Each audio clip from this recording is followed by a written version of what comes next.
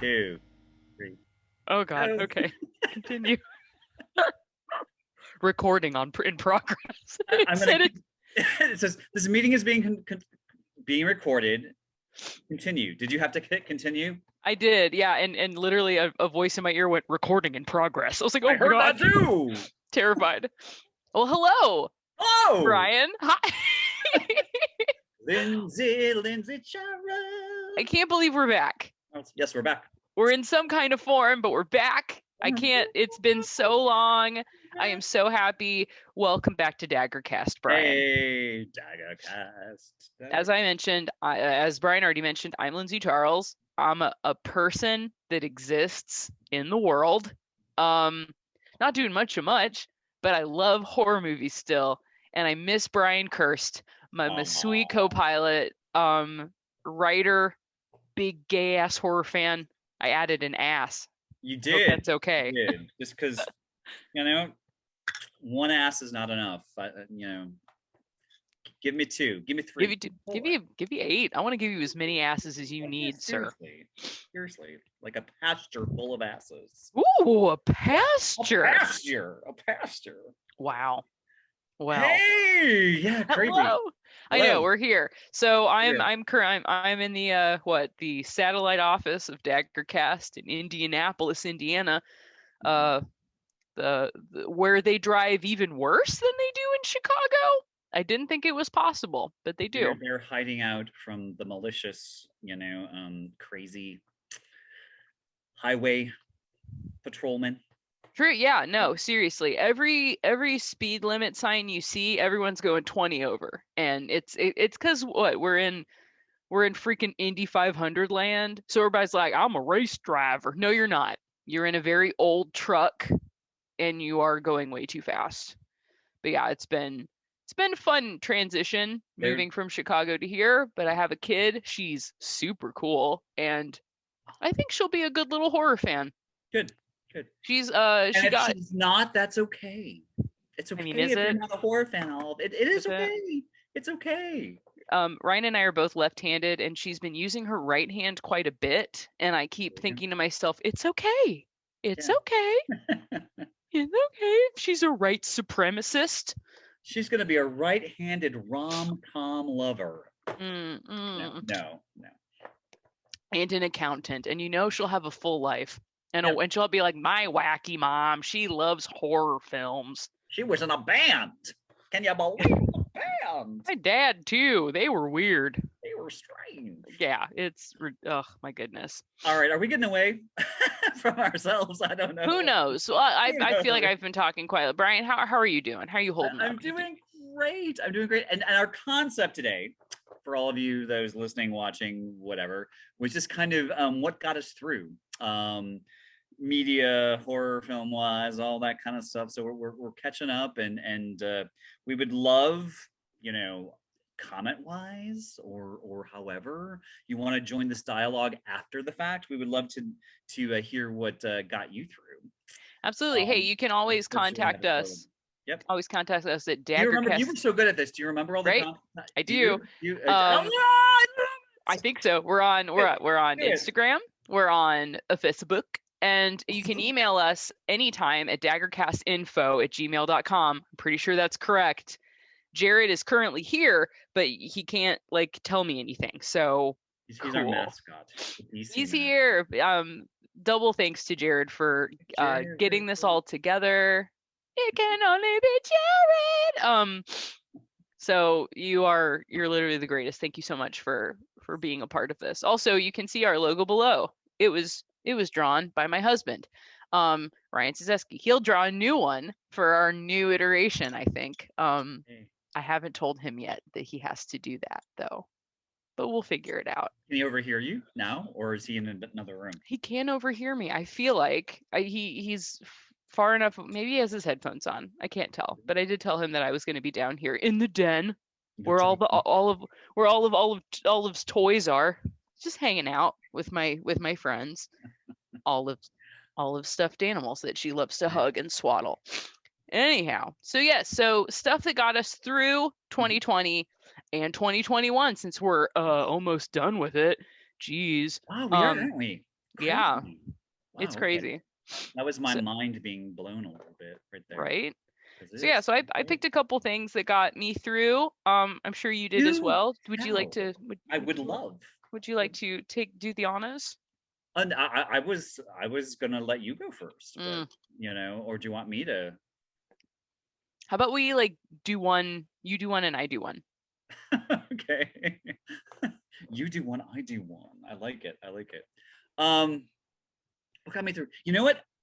I kind of what I find as I'm getting older, you Older, know. like okay, I just want everyone who's listening, who's watching, I just want everybody to know that Brian Kirst is much older than you think he is because the man looks not his age because he is aging beautifully. Thank you, my dear. You don't Thank have to disclose your age. I'm just you. telling everybody listening at home that you are older than they think you are, and Am I that's older than cool. I think I am? I might be.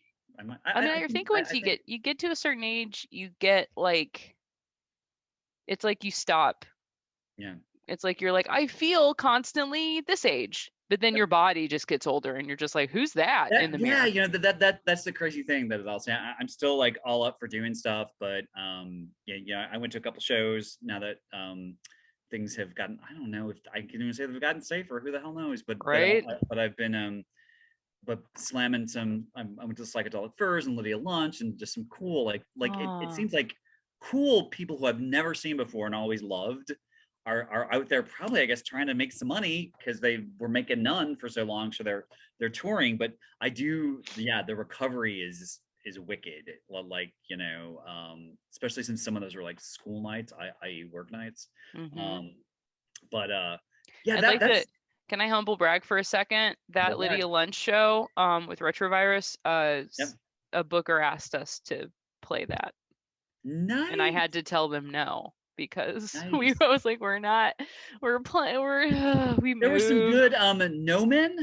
Yes, They are dude, no fucking men rule. They're so really, great. really a lot of fun. They're Yeah, some of my they're one of my favorite crazy bands to play and with. theatrical, and we need note, Mr. Olson. We should get one of them on the show. We Some should. That'd be cool. I think personally we'd actually. I don't know. I yeah. don't know if they're into horror, but Well, yeah, I we. think their whole setup. I mean, it's just it's dark and just weird neon lights and Mhm. very shadowy and very that kind of over mic'd kind of booming. I mean, it's pretty much a horror show, a sonic horror show on stage. So Nice. even That's if they're awesome. not into horror films, they kind of present that on stage. So I think that would be a good guess. So Hey, check okay. them out.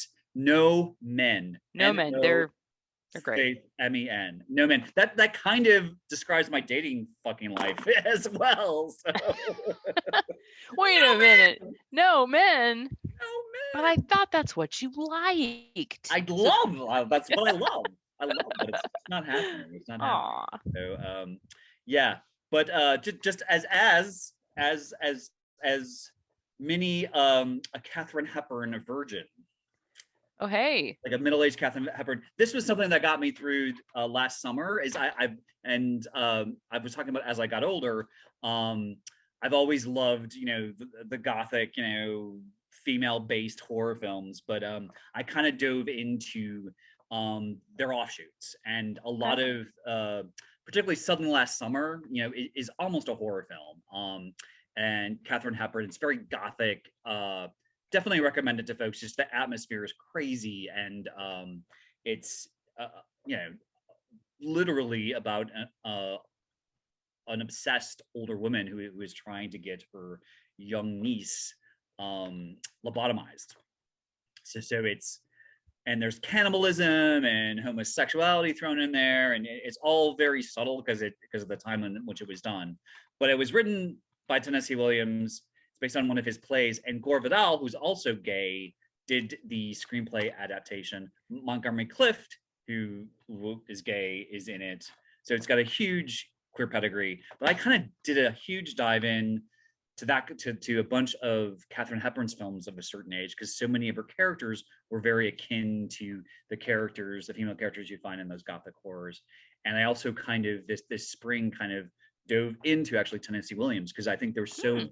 films and books on his films, because I think uh, Blanche Dubois. I mean, come on, she's a gothic, tragic. There's so many kind of horror-esque elements. If you look at the films like Whatever Happened to Baby Jane and Hush Hush Sweet Charlotte and all those movies, but there's so much in those Tennessee Williams female characters that kind of mimic them. So that's kind of what I was doing. I think as my decades have progressed, I still love horror. I still watch it, but I'm looking for kind of offshoots and different things that aren't necessarily like fear or scary. It's just kind of like almost like a subtle horror. Yeah, totally.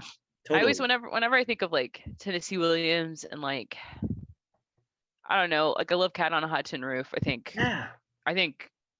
Elizabeth, like, I think she just looked insane. I think she looked absolutely beautiful in that movie. And also like, like Blanche Dubois. Like it's very it's like Tennessee Williams, I don't know, like he, and I don't want to like say like a blanket statement, but I do think sometimes like women kind of get lost when it's like told from a like, like I think sometimes when I see things written like gay writers, sometimes I see either the woman's experience be a little like, nah, we don't care about that. Or I see it like, I know how that feels. As a gay man, there are very close there's close connections to women. You're a man, but you are sometimes you kind of experience the woman's experience when dating and when so it's almost like you kind of understand the marginalization a bit. And I feel like Tennessee Williams really understood a specific part of women's life. And I think in that, I think he saw it as very tragic, but he saw it as real, and he saw it as, I need to write about this. Like I think they kind of not to get away from your point, which is amazing that he kind of really understood these women, but I think they were also great representations of him, because there was no way those shows could have been successful, about his desires and his tragedies and his lost loves, and he put those into things like Blanche. Like, come on, I'm sure there was so many young men that he adored and worshipped and tried to get with, that didn't want him or broke his heart or used him, much like kind of Blanche. And I think that there's no way that he could have written those characters as men, which maybe he would have wanted to, and had them be successful. And sure, no, I think nobody would have watched it. Actually, that there's a show, Michael Hampton, who was one of in the Joan Crawford show that we saw just before COVID hit. Oh yeah. He and I did. There's a short. I forget. I've had such a vast history now of life. There's a short piece that he wrote called "Talk to Me Like the Rain and Let Me Listen," and basically it's a woman monologuing about her man who is kind of goes out and parties and leaves her alone and sleeps with other women, and it felt so much like an abandoned male lover's monologue. And I saw it my first year of college, done in a really small storefront theater production, and I always wanted to do it. And so Michael Hampton and I did like kind of this. We got the Harold Washington Library hired me to do an evening, and I picked a Tennessee Williams thing, and then Michael Hampton and I did that as a male couple. That's so cool. And we toured a bunch of different smaller theater spots. I totally forgot about that, but that's so cool. But I think and then those women and Tennessee Williams are so deluded and dangerous and passionate. Like even Maggie the cat. I mean, total. Like in the play, her husband's obviously gay. I think they kind of mooted that a bit in the film, but just deluded and dangerous and so desperate. And I think so many of the villainesses and the anti-heroines in horror are very, very much like that. There's a kind of a delusion and a dangerous and a mental state that a lot of those women kind of eventually get to, that I think really kind of echo some of our women in horror as well. So and it's kind of like, I don't know, it also, him having to choose women for these parts also kind of just showed like I mean, maybe it was kind of out of necessity, but also like it kind of showed empathy on his part in the Yeah. sense that it's Yeah. like, I know how this feels, and women feel, and to put it in a, in conventional terms, I'll choose a woman, but women feel that way too. So Yeah. it's just Yeah. Yep. very, very helpful, I think. But that's really cool. Yeah. Yeah. I mean, not horror, but that, yeah, I mean, it's like a whole different kind of horror. It's like horror adjacent, perhaps. yeah, it's like when I, um get through the end of the day and Ryan goes, "Are you okay?" and I just start crying. That's like Yeah. horror. Yeah. That's how that feels. So yeah, like oh man. No, this like I feel like 2020 was easier than 2021. Like has this been a little harder because it's like people are trying to get back to normal, whereas like in 2020 just things were like obviously no one was enjoying themselves. But now it's like people are trying to enjoy themselves but like at the cost of everybody else or Yeah. whatever. Who And then knows? also Yeah. like everybody who was like, well, we got to find a new normal, found a new normal, but that normal's just not normal. Yeah. And he was like, Yeah. this has been insane. So yeah, like Ryan and I have been doing even parts comfort food and even parts, oh, hey, somebody said this was really good and we should look it up. So, one of the things that I watched that blew my freaking mind.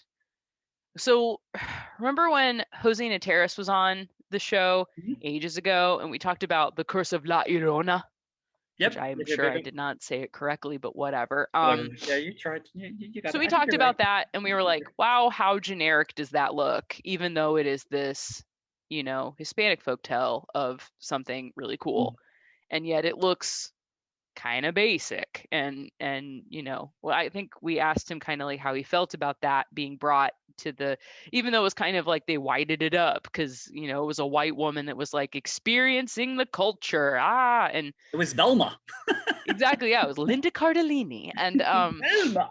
so it was funny because then somebody was like, oh man, y'all need to watch La Llorona, and I'm like, wait a minute, like the one from years ago, and they're like, no, no, no, no, no, somebody made it, but they made it like it's like a Spanish language one, and it's absolutely amazing. It is Oh, nice. terrifying. It is directed very well, and Oh, there's like this. So it's basically like it's like this family of a general that's in power, and people are like calling for him he like has a trial, and the trial is like obviously biased, and he gets out free, like instead of being like tried for all these crimes of like taking these like super indigenous communities and like massacring them because he thought they were all rebels or whatever.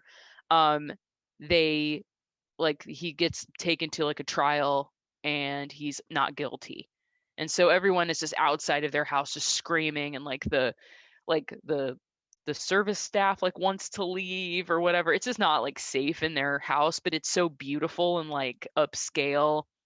And they have this like, and basically they find a servant that comes in, and that servant basically like starts doing some shit, and it's amazing. It's amazing.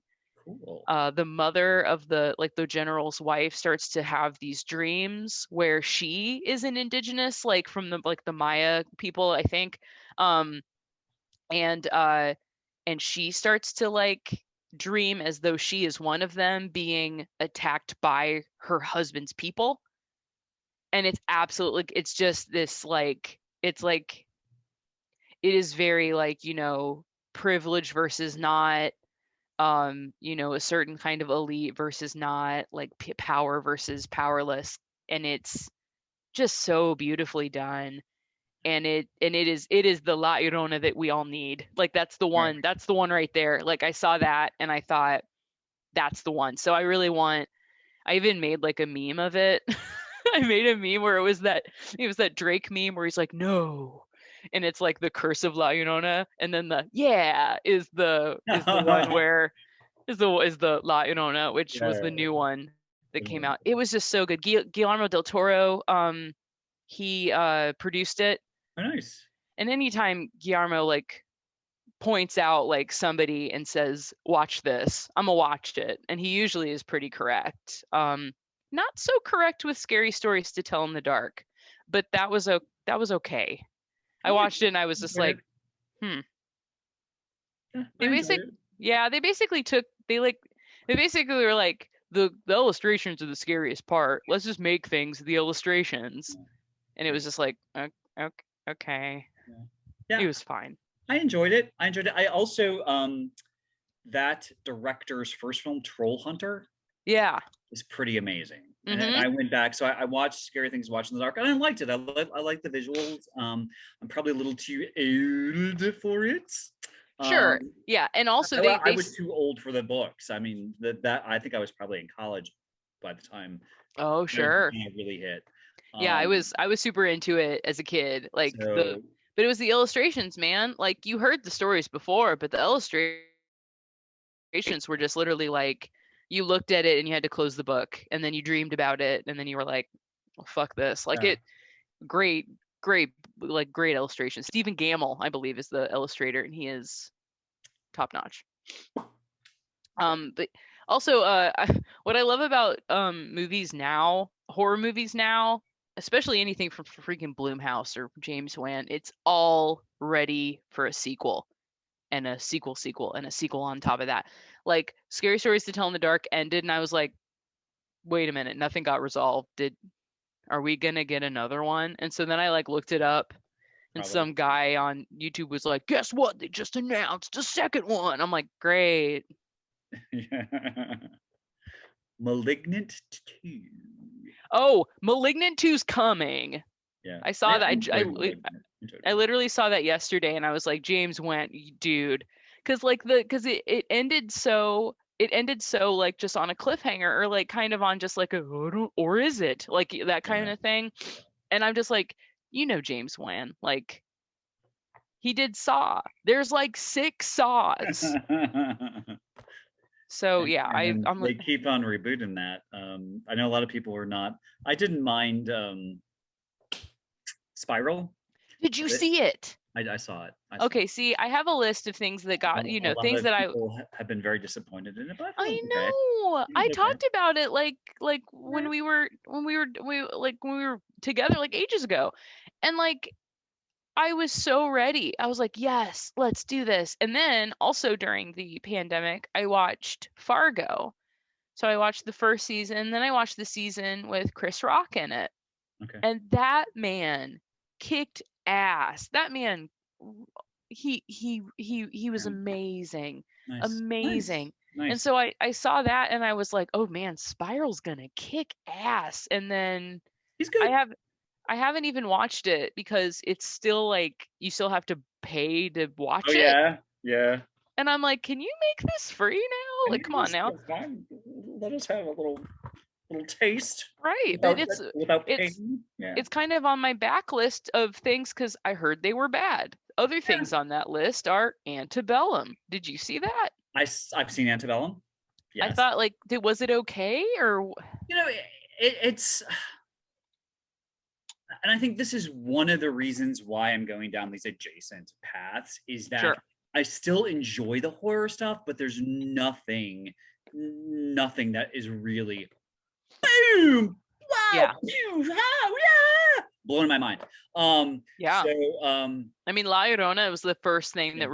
that really hit both me and Ryan in a way that I was like, I think what's really last fall I got invited to watch 4 of the Blumhouse films that went on Amazon Prime. And I think nice. what they're at least trying to do, and I don't know if Annabelle was Blumhouse, but it's kind of in that same realm. But Sure. It was 2 gay men, a gay couple who came up with the plot line, who met with Black women kind of as supervisors, who got them on the team, Okay. worked very closely with Janelle Monáe on Love it. her.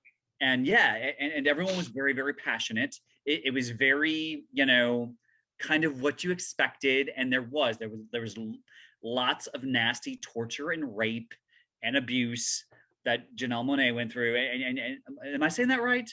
Janelle Monáe, yeah. Am I saying that right? Okay. I'm always worried that I'm gonna. I have a tendency to mispronounce. You're fine. Mispronounce. yeah, so their heart was in the right place. The things they were trying to say just about, racism and the South and stuff, I think were vital. It was heavy-handed.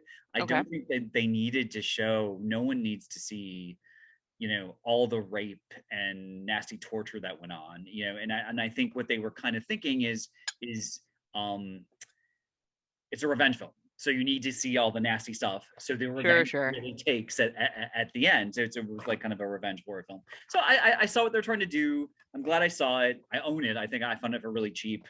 Oh, I bought it, and they really did it. It was a gay couple, and they hired a lot of Black women to work behind the scenes, and obviously their leads were.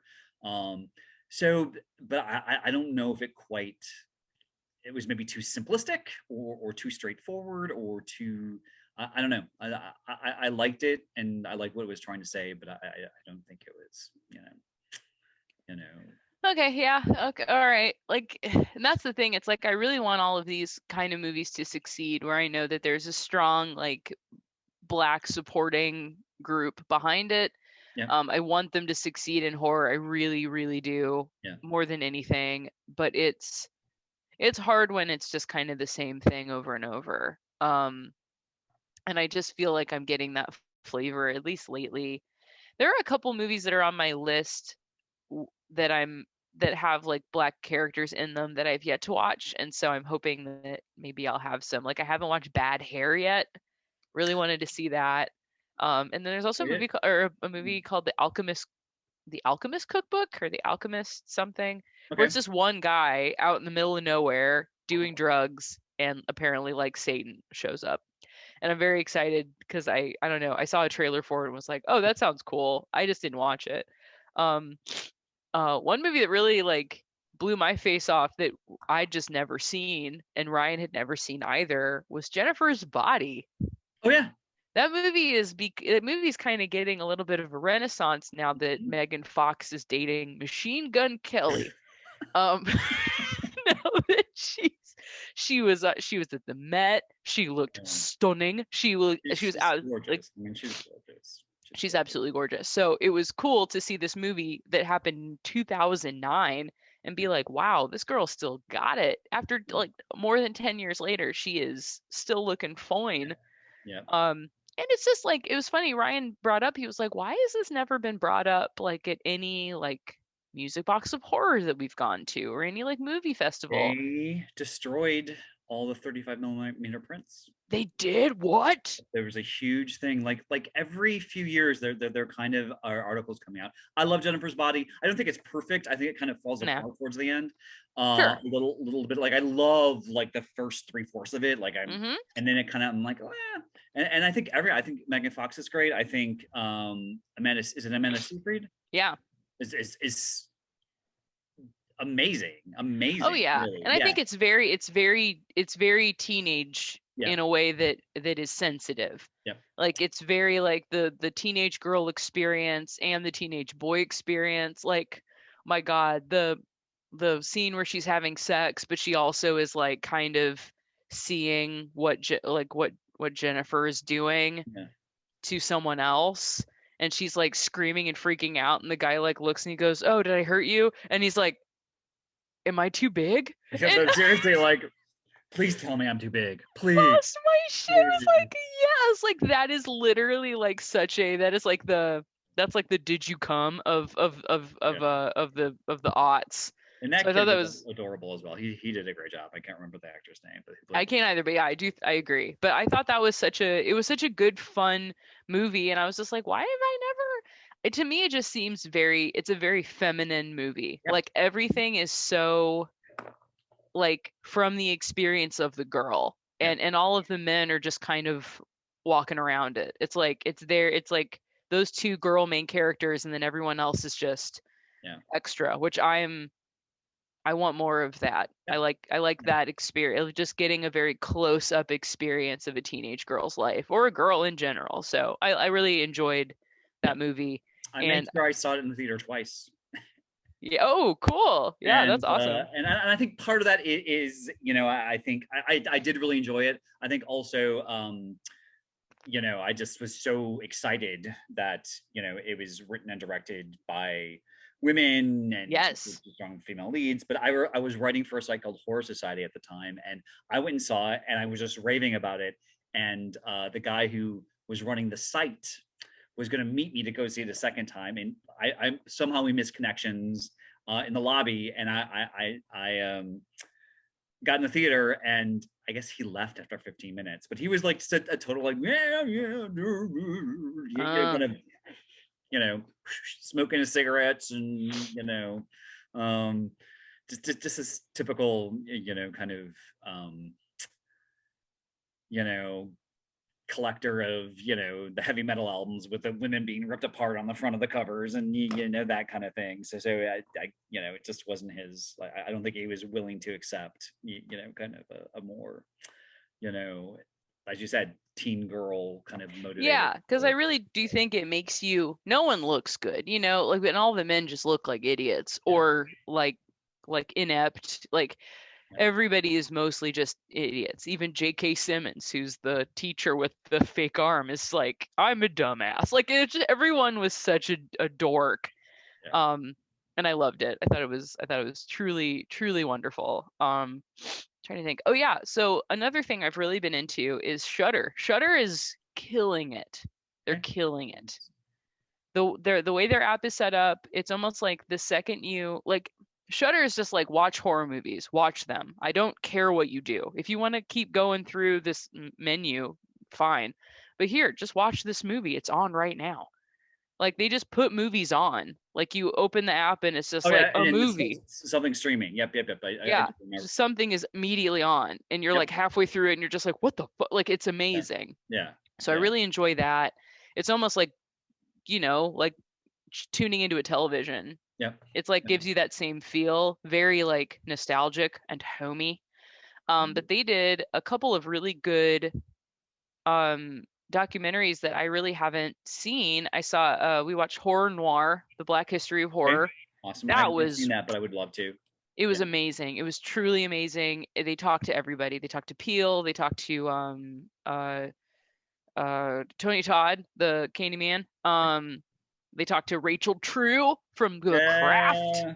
Yeah. Which is like she's the one I want to hear from, because in that movie she was the only black person for miles, and she was like the oldest of them all, like it was just kind of this the fact that she was just playing a teenager was just super cool. I know so many people who idolize her to death, and so it was really cool to like hear from her even now, and everybody just, I don't know, they just all seemed like they had such a great time, and I was like, okay, great, okay. And also on, I think it's on AMC, but Eli Roth has been doing like a history of horror, which has been really cool, because he'll like each episode will kind of have a theme. So there'll be like exorcism movies or like movies like teenage movies and stuff like that. But he talks to not just the white people in the movie. He talks to a lot of the people, who were on the fringes, or people who were experiencing the movie as different kinds of people. It's really awesome. I really enjoyed that, kind of for the nostalgia's sake, and then also just for the for the new stuff, to hear new people say new things. They even had like Stephen King on, which was like cute. Nice. Yeah, I've been listening to a lot of Stephen King on audiobook, because his books on audiobook are very easy to follow, because they're just except every time I hear anybody say something like antiquated, it just makes me laugh so hard. Did I tell you, have I gotten into the okay, so he referred to someone in one of his newer short stories, like If It Bleeds. So that was like a new one that came out. It was like a short story thing. But somebody literally, like a teenage boy with a cellular phone. It was the whole story was about some guy buried with an iPhone. I Oh don't yeah. understand. Yeah. Yeah, Yeah. Yeah. that one. Okay. He literally referred to someone masturbating as pulling his puddin' for all that it's worth. And I'm just like, sir, why are you? can you stop? Like, I really want to call Stephen King up and I want to be like, honey, nobody knows what you're saying. You're saying a bunch of old man stuff. Pulling his pudding? No one says that.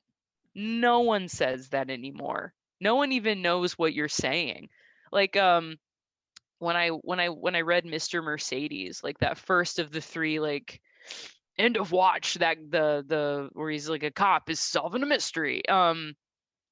They have a boy band. Like the whole like the whole book ends with like somebody trying to bomb a boy band show. And literally the name of the album that they're releasing and that they're doing is called Kisses on the Midway. And I was like, no boy band. No boy band with it in their right mind would call something Kisses on the Midway? Steven. I know you're in Derry, Maine or whatever, but Derry. You just stop it. No one knows what you're saying. I had a crush on a guy named Mike Derry. Yes. And you were like, yeah. Bartenders at we did a bunch of theater together and okay. Yeah. And you told them to like take you where they float. I didn't tell him to pull his pudding, that's for sure. Or pull my pull your pudding in front of me. I didn't tell him that. I'm gonna tell that to my husband. Yeah. The next time I'm like, ooh, you wanna watch some porn together? That's like a cool thing that married people do. How about you pull your pudding in front of, like, pull your pudding for all it's worth? That's just like yeah. I mean, it would have to be like frozen pudding, maybe. That would, just get it, like, it's not whatever. But I just like, I can't. Of amazing celebrated authors, Agatha Christie got me through this pandemic. Hey. I think the counterpart, even though it's more mystery, I think there's so many kinds of horror tie-ins, and she had some bloody ass murders in her books. But this one, Cat Among Pigeons, is probably the most horror specific. It takes place in a girls' school, and there's several murders in it, but it's got all your typical, the courageous final girl and the beauty queens and the princess and people undercover and Ooh. But she was has got some wit and almost a I think there's some gay characters. Like, she has a way of describing certain men that you kind of go like, I think she's saying he's gay. But kind of, I don't know where she stood in society, but definitely has kind of a very harsh view of the upper crust, like really makes fun of them in her books. But I think if we're giving Stephen King some love, we have to give Agatha Christie. I don't think she's revered enough in horror circles, and I think her books are so similar. Like there's so many parallels to horror that she's a good one. And my mom, it was so sweet. 3 years ago on a road trip, I was kind of on an Agatha Christie phase, and she remembered that my mom is this huge literary English as a second language volunteer, and she works, and one of the ways they make money is through this bookstore. And so every time an Agatha Christie book comes in, she puts it aside for me. And she sent me my birthday gifts, and then sent me like 2 huge, brown paper wrapped packages full of Agatha Christie books.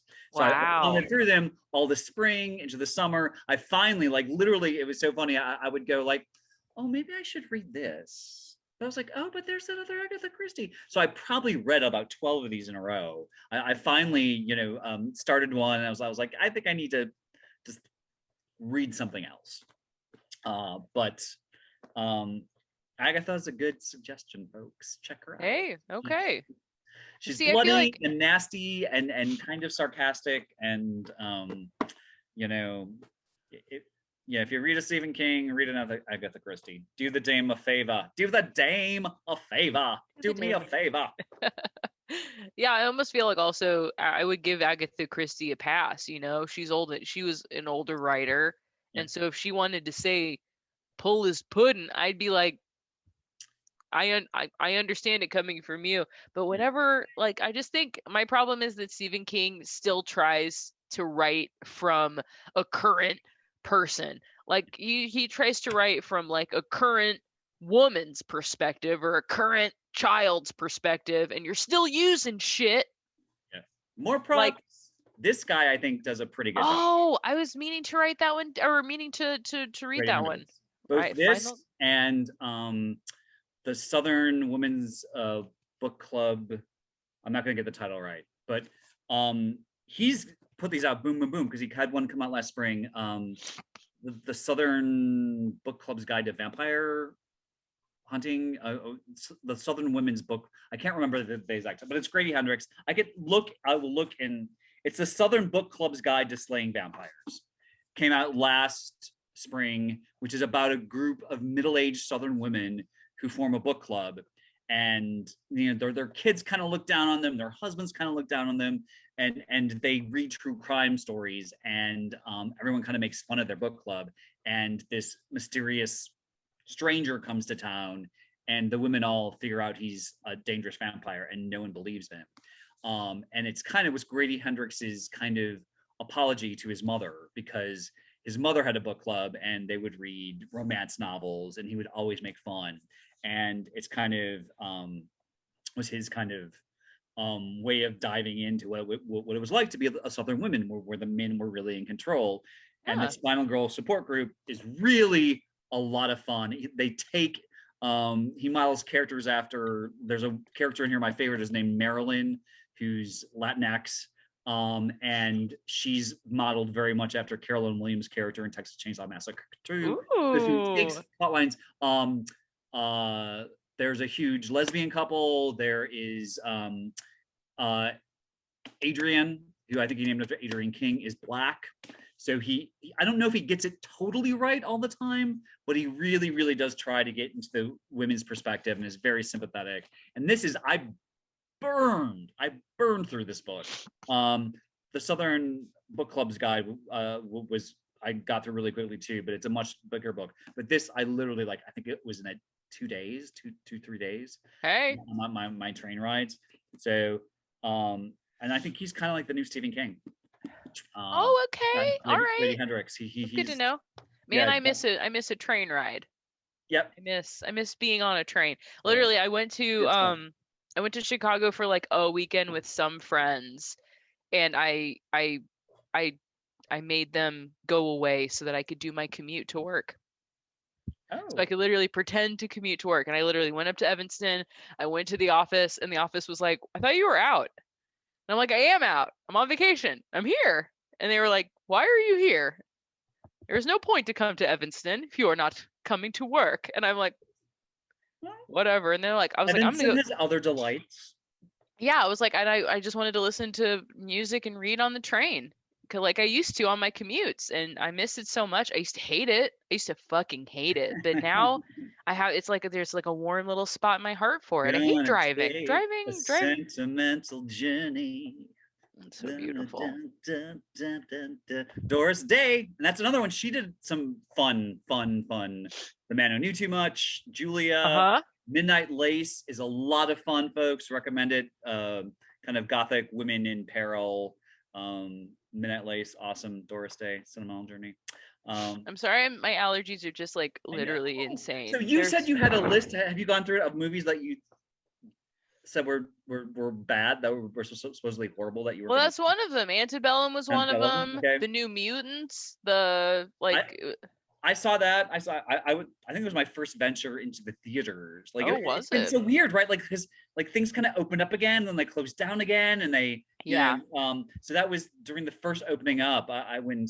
It had some moments. It could have been much the Mutant X or whatever. Is that what you're talking about? Yeah, no, the New Mutants. It was like because it was supposed to be like a Marvel, like like a Marvel spin-off, but it was supposed to be. Had some. I'm sorry, I'm nervous. Yeah, no, but it was just supposed to be a little more horror than what we are normally seeing, like with the X-Men and stuff. So it was supposed to be like kind of that's what I was liking with, you know, because not everything could be a fucking Marvel action Yeah, movie. We yeah. don't want them to be. They're just like one of like now they're just becoming like too normal. Like we thought Iron Man 1 was just like what? This is where they're coming. Like this is where we're headed. I Yeah. can't wait. And now it's like now that Endgame's over, it's just kind of like, all right, if you give me one more of the same action film, I'm gonna lose my mind. And so I thought this was gonna be exciting, but then it just got horrible reviews. Um, It's got its moments. It's got its yeah. moments. The There is other a thing, lesbian couple in there, okay. and Well, and also Anna Taylor-Joy's in it. she Queen, plays a Queen, Russian. yeah, Queen's Gambit's got, you know, that was definitely a show that got me through the pandemic. Yeah. But also like, okay, so did you see the Kevin Bacon horror movie You Should Have Left? I've heard varying things about that. Like that's gotten some okay reviews though. Yeah, because I saw it, like I saw the trailer and Amanda Seyfried is in it, and I'm like, wait Yeah. a minute, Yeah. you're Yeah. No. Kevin Bacon's married to Amanda Seyfried in this movie? Like I was like, I didn't want to see another like stupid like Leonardo DiCaprio, I have a 20-year-old woman Yeah. situation. And I'm just like, God damn, like I didn't want to see it. And so, and then they also do that when he's like measuring the house and he's like, oh, it's like 5 feet larger inside than it is outside. And I was like, wait a minute, that's like the book House of Leaves, like one of the most like cult classic books that is just like it's like one of the hardest books to read because it makes little sense. The book itself is written in crazy like some of the pages are upside down and sideways and I think we crazy. talked about this before, right? Yeah. Yeah, I love House of Leaves so much, but like when I saw that I was like, are they just like taking a quick and easy grab from House of Leaves and then just like not doing House of Leaves? So I haven't seen it, and if anybody wants to tell me to see it, go ahead. But again, it was just white family doing white thing and I was just like, great. Cool. So that was on my list of like I should see this, but then I didn't. The Craft Legacy is on my list of things I didn't Which see. I have seen as well. There is, and here's what I think is amazing. Once again, not blown away. There is a trans. Like one of the girls is trans, Okay. and they're not even you know it's you can tell she's trans. She's not you know I think sometimes they hire trans women who can pass, well, like who could almost pass, like you can't Yeah, tell. And she's beautiful and talented, but you can tell that she's a trans girl.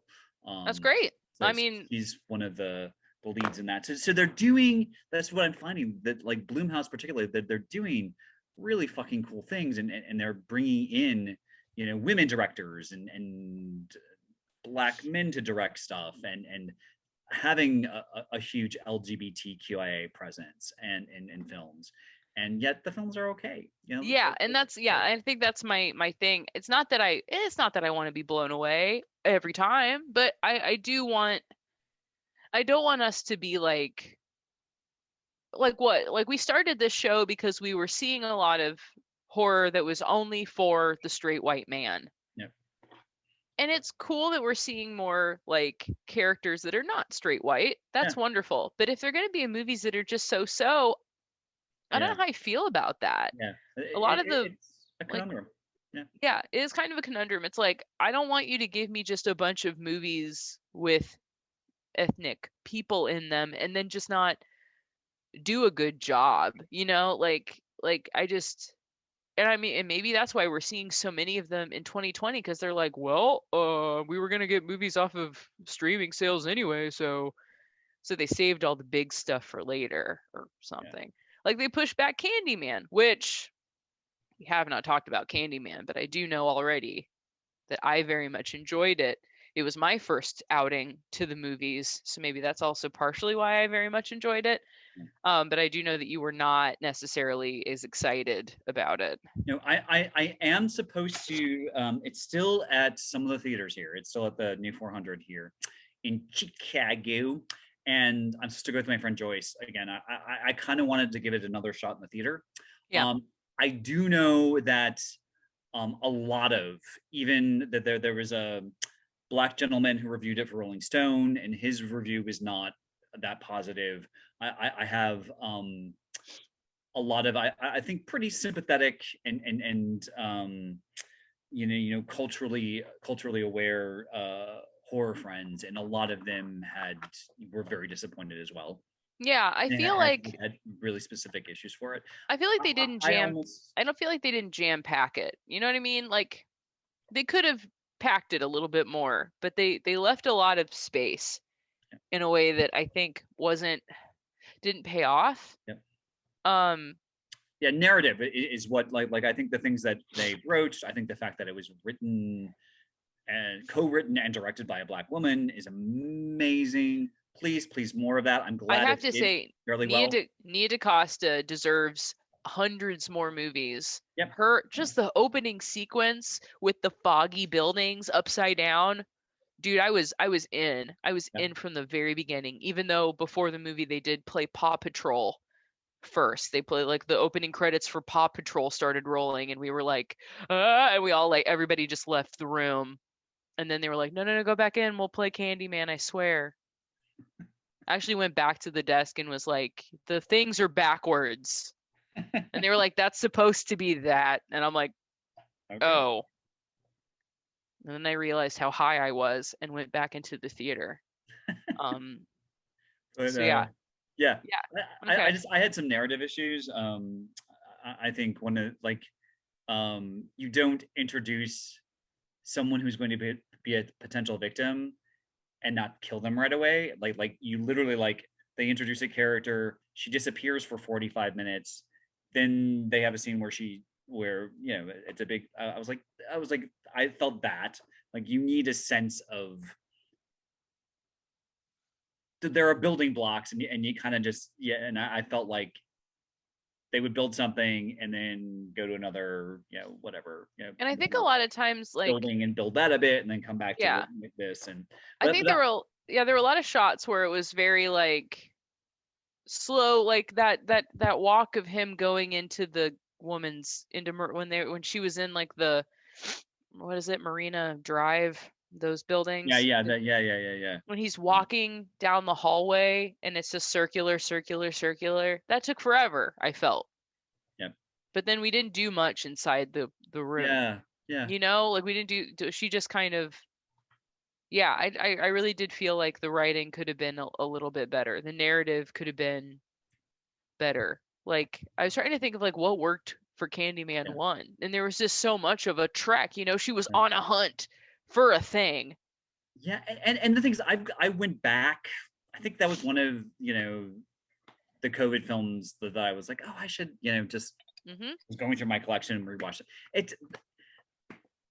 I think that film gets hailed as a classic, and there's some really badly done, really cheesy, over the top, like her breakdown and the scenes where she's fighting with the husband or the partner. I mean, there's some really kind of, I think, badly over the top done stuff in that movie. But to me, I just think it works. I thought everything just works. It was very 90s, very like literally there were scenes that I was just like, what? I was like, this is like a bad scene. I mean, so I think having seen that within the last year or so, I was like, Candyman's not, it's got its moments, and I'm glad it's there, and I think they all say something. I mean, I think even the trashiest, of the sequels, which I think that there are two of them, and the third one's really a direct to DVD kind of starring a Baywatch babe, and which I have to admit, I love that shit. I love, give me cheesy.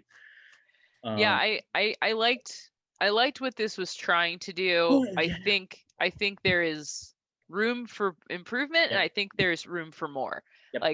Just keep going. I think that was my I'm excited to see what my second impression will be. I'm excited that I kind of, it's last night. I think this is its last night in theaters. It will be on Thursday. I think it's any theaters that it's been playing in. Obviously, it's been out for a while. It's going to leave, so it's kind of fun. It'll be fun to see it on the last night, and it'll be fun now that I've seen it once, just to see what my second impression is. So I'm really kind of looking forward to that. Cool. Madame Joyce, and I think we are getting a wrap up text. Yeah. Well, I got it 10 minutes, 4 minutes ago. So we got about 6 minutes. So you got anything else that was just blowing your mind, making you? Oh, you know what was a real horror show? That I watched. The freaking Woody Allen documentary. Oh God, Dude, ugh.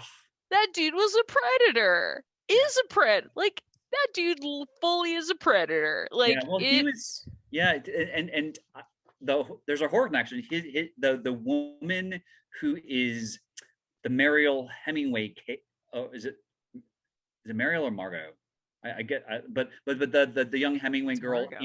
in uh is it Manhattan? He's chasing the young. That is based on Stacey Nelkin. He had a relationship with Stacey Nelkin, and Yep. Stacey Nelkin is the lead in Halloween 3.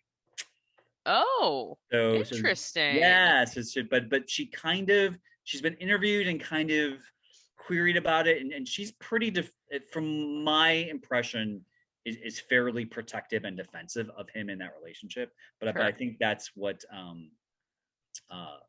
think it's Mary Hemingway, because Margot was a sister, I think. Yeah. Yes. I think you're right. Yeah. Also, I don't want to stop. I don't want to make Daggercast stop without talking about, obviously, as I was like breastfeeding a child and like watching a human being grow, and also being like, where am I in my life right now? Help. You were gallivanting very, very much so with Debbie Dutch. You and Debbie Dutch were just like going for it. Yeah. You guys, like, you told me that she was 70? Oh. Am I not supposed to say that? No, oh no. Do we never tell a girl her age? Oh my God. Okay, I'm sorry. It's on the internet. Let's just say the woman. It's all good. Yes, no, she is fabulous. Debbie Dutch is, for those who don't know, and if you don't know, shame on you. Right. Get it right, one guys. of the big scream queens of the scream queen era in the 90s, and yeah, like I've been lucky enough to interview a number of interesting and amazing people on stage and in magazines and in blah blah blah. It's been great, and I've kept in touch with some of them. But Debbie and I have actually become kind of like family. Amazing. And I'm in her project, Hollywood Warrioress, which is kind of her Wonder Woman takeoff. So I love it. this cheesy newscaster named Danny Royale. Sorry for revealing your damn age, Debbie. Sorry. Oh, no, it's okay. No, like it's on, like, as you said, it's on IMDb. And what is amazing is that she's totally herself, and she looks amazing, and she looks probably a good 20 to 25 years young. She's still doing. We watched one of our things was we cuddled up on Sunday night in my apartment and got some snacks and watched a film called Hellcat's Revenge, or it's a Hellcat something, but it's a women's prison flick. That she shot 2 years ago, and I think it's called Hellcat's Revenge. But write it down. But she does a nude scene. What? Well, see, like, and looks fabulous. So she's definitely living her life and being who she is. And, what a badass. You know, and she was 68. You know, when she shot that shower scene, and what? Amazing. So I think you know, it's just, you know, you can be and do and whatever you want, and you can be, you know, a sexy mama at 70. I mean, and she's going to oh my God, after having worked all day and rushed home, and my mind's going a bit, but there's a big rock and roll club in, like, the greasy, you know, kind of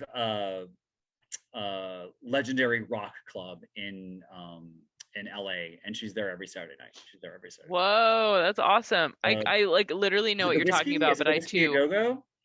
The whiskey? Might be the whiskey. I just can't think right now. But it's a famous. It's a famous kind of like CBGBs. The CBGBs of LA. And that's awesome. Yeah. So we had. she came down. We do a summer. She comes and visits me every summer, which is super sweet. And yeah, just to have someone in your life who actually, you know, like actually gets on a plane and to come visit, like and hang with you is a super rare thing and super touching and especially now, right? Yeah, In this time, like and it's just just this wacky, hard partying rock and roll mama scream queen. And Debbie, I strive to be you. I yeah, strive to be seriously, you at your I think age. I want to we all get should be. nude. I wanna rock. I wanna party, and Yeah, I wanna do it all when I'm really old too. yeah, So yep. So hell yes, so in so her name. both you know, so kind of I guess maybe to wrap this up in about you were a new life and a life that's much older, but you know they're kind of you know you're she's nurturing you. You were nurturing a young life, and she was nurturing an older one. Yeah, It's no, all, you know. I love it. I think I was reaching for that roundabout, you know, kind of wrap up, Sure. you know, but you know, like No, really and hard, like yeah. like reaching, like No, it's good, and straining myself. it's good to Chiropractic visit, straining. it's good to But, think about those things, especially like, yeah, as you, I don't know, yeah, having a younger human being really reminds you of yourself and how, and also like calling your mother and dad grandma and grandpa is really weird because you're like, oh, whoa, okay. So yeah, it's interesting, but I'm glad that we're still doing this, and I'm really glad that we are able to sit and talk. Yes. Eventually we will have guests. We just need to line them up. So if you are somebody who has even been on the show before and wants to interview again, you have some good suggestions of horror, or like what is the pandemic been doing to you in horror? Seriously, we would love to hear what you've been watching. Give us recommendations, like we were giving you, and I'd also like to talk later in the show. I'd really like to talk about more things like regarding like, you know, what the pandemic is doing to horror, and like, are we seeing more like one person horror things because they couldn't have too many people on a set and things like that. So very excited to continue talking and continue watching a lot of this stuff. I've gotten all your suggestions, Brian. But yeah, find us on all the social medias. I think this is going on YouTube also. So you can see our lovely faces. Be on the the one thing I've been really excited on YouTube during what's gotten me through the post 15. Yeah, the thing that's got me on is that awesome Red Dress song on YouTube. That woman, did you please just look up Red Dress? I think her name is Sarah Brand. Okay. It's the yeah, it's a horror movie. It's literally like if someone could sing every note wrong, they would, and like every single note. Is it this summer's it's the new Friday. Is it the new wet ass pussy or whatever, the new WAP? What? No, WAP is a solid gold hit. That's an awesome I'd say it's more the new. It's the new Rebecca Black's Friday. Is it the new The Room? Yes, it is like it's like Friday in the Room had a baby. 100%. The audio version of The Room. All right, it's beautiful and perfect. So listen to that. Are you. And so are all of you who are listening and watching. Put that song on right now, and then have that be the credits that roll when we're done. Okay. Thank